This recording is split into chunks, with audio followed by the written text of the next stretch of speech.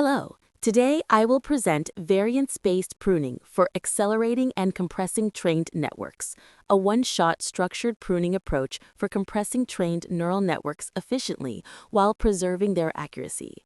This enables faster inference and reduced memory requirements with minimal fine-tuning. While large, modern models such as vision transformers and their derivatives have achieved remarkable performance across a wide range of computer vision tasks, this performance comes at a high cost.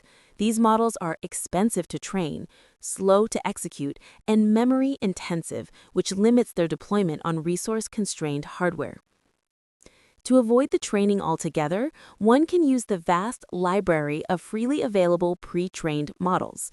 However, the inference cost and memory footprint remain. On the other hand, pruning techniques can reduce some of these inference and memory costs, but they usually require extensive retraining to recover from the structural changes introduced by pruning. Our goal with variance-based pruning is to make this process simpler and more efficient by allowing the pruning of pre-trained models without reducing their performance.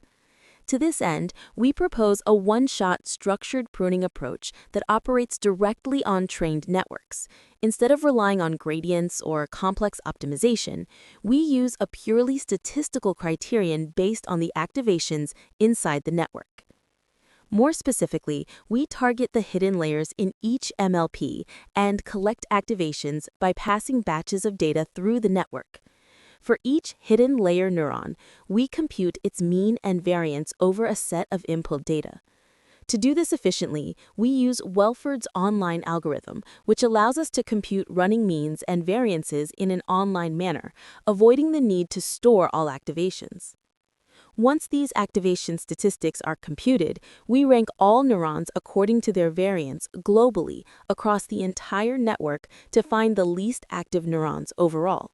The idea is that neurons whose activations show very little variation across different inputs contribute less to the expressiveness of the model. Since neurons with low variance produce almost constant outputs, we assume they do not meaningfully adapt to the input and can therefore be pruned with minimal impact on model performance. By identifying and removing these low variance neurons, we compress the network while maintaining its performance. Finally, after identifying which neurons to remove, we apply what we call mean shift compensation. Instead of simply discarding the pruned neurons, we take their mean activation values and reintegrate them back into the model. This preserves their contribution to the output. However, instead of replacing the pruned neurons with the mean values directly, we shift the mean values into the last bias term of the MLP. This allows the network to operate with fewer active neurons. Since pre-trained models have both fixed weights and biases, and for constant values this is an equivalent transformation, the overall function of the model remains largely unchanged, which minimizes the accuracy loss immediately after pruning. This can also be seen in the evaluation of our method.